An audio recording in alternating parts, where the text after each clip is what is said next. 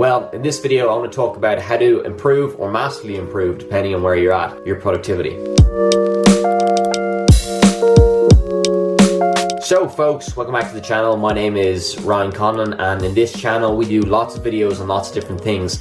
Yet to find a niche on what the channel's really about, but however, we'll go on. So in today's topic I want to talk about productivity and how to increase your productivity. I'll first off by saying that I'm not an expert in the space. The reason why I'm making this video is I used to really struggle with getting things done and planning out my day, and I used to find that at the end of the day I'd never have everything I wanted to get done completed. I find that I used to get really frustrated when I didn't have those things done at the end of the day, and they'd boil over to the next day and the next day, and a day would lead to a week would lead to a month, and a month would lead to a year, and eventually I wouldn't really get as much done as I'd like to looking back at the end of the year. I realized that productivity isn't about just juggling more balls and more balls.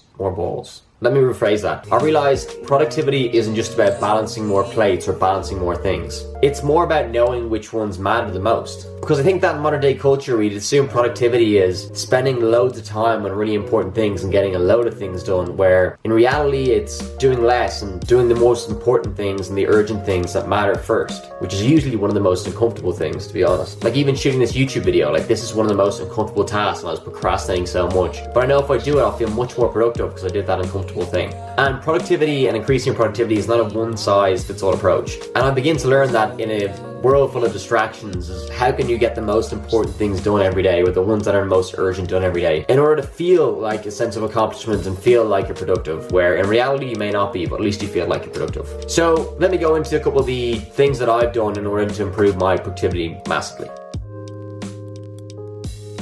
The first thing I started doing was getting up a little earlier, because if I was working, let's say a 9 to 5 or going into college for 9, and I was getting up at 8 and 8:30, I barely had time to have a shower and get breakfast. Then I'd go in and I'd automatically be doing tasks that I necessarily didn't want to do, or I'd be doing tasks that weren't important to me or weren't as urgent to me, but they're important to the company or to the role or position I was working in or doing, but I wasn't working on the task that I wanted to first. So with getting up earlier, like an hour earlier, 2 hours earlier, allowed me to do my highest priority or my most important or urgent task in the morning. So that could be either going to the gym or riding or shooting videos, whatever you find important or whatever you enjoy the most. So you may find by getting up slightly earlier and doing your most important tasks, your highest priority in the morning, may give you more energy throughout the day, because you know you've already done something that is the most important, is your highest priority, and it's usually something you really enjoy.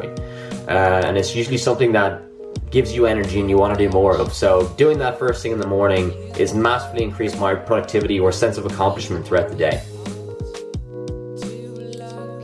So the second thing is managing your mind. Now, this may be a little bit weird, but managing my mind to reprogram that it's not about doing all the things, it's about doing the things that matter or the things that are more important or the most important. So the night before, rather than getting up in the morning and having to write a to-do list, the night before what I'd write down is the most 3 to 5 most important things I have to get done for that day. And I list them down in order. So I do 1, 2, 3, and then I do how long they would take each.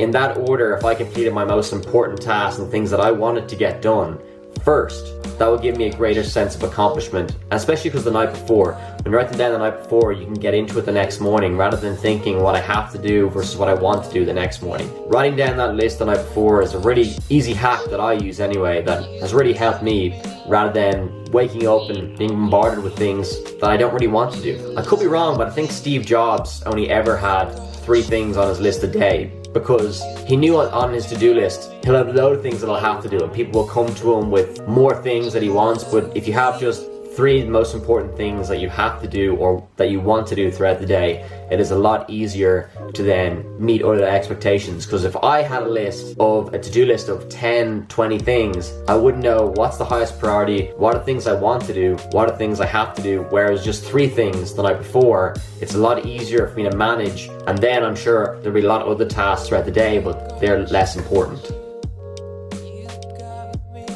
The next step is minimizing distractions. So how I manage to minimize distractions is, this may sound a little weird, but I've turned off all the notifications on my phone, bar my calls and my text messages.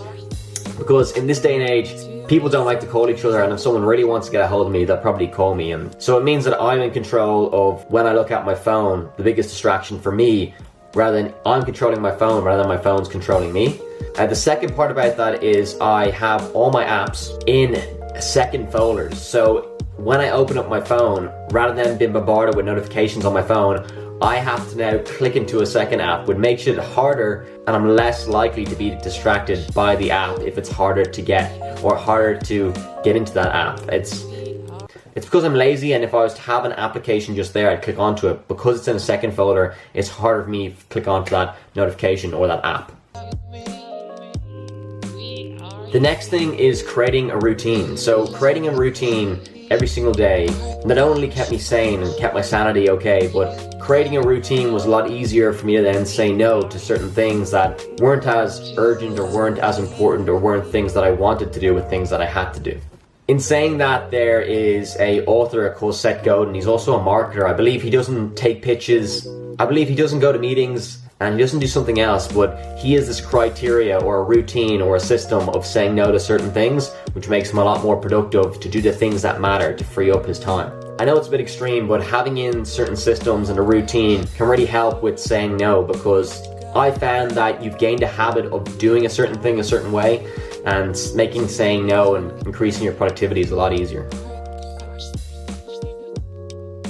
So the next point is to plan and schedule. So some people use Google Calendar, some people use a calendar. So what I do is use a thing called the 80-20 principle. I'll fill the 20% of tasks that will have the 80% of most results. Going back to doing what you want to do versus what you have to do in the morning. If I was to schedule in the 20% of things or in my Google Calendar that will compound the 80% of results, then it's a lot easier to structure everything else on the calendar. But if I first put in the calendar 20% of the most important tasks, the morning routine or the things I want to do rather than the things I have to do, then it makes it a lot easier for me to plan and schedule ahead. Now, if you take all the other tips that I mentioned and that I started to implement and you start doing them, however, I figured out that I need to adapt and be flexible at times. Your environment and surrounding isn't always going to let you be the most productive, and that's okay. And for me, it was having to remind myself that, okay, if I didn't do the most important thing that I wanted to do, or if I didn't do the most important thing that I have to do, that's okay. If I was just able to adapt to my surroundings and then go the next day by not skipping a second day, things were a lot easier. So folks, that's the video. I hope you enjoyed it and hope you had some takeaways on productivity and what I've learned over the last couple weeks or couple years. And hopefully you can implement some of the things and get back to me and let me know how you get on. Or if you have any other productivity hacks, I appreciate you letting me know by writing it down below. And hopefully I can try it out, implement, and then see what it's like. Also, please make sure to like the video and subscribe, as it really helps the channel. And until next week, folks, see ya.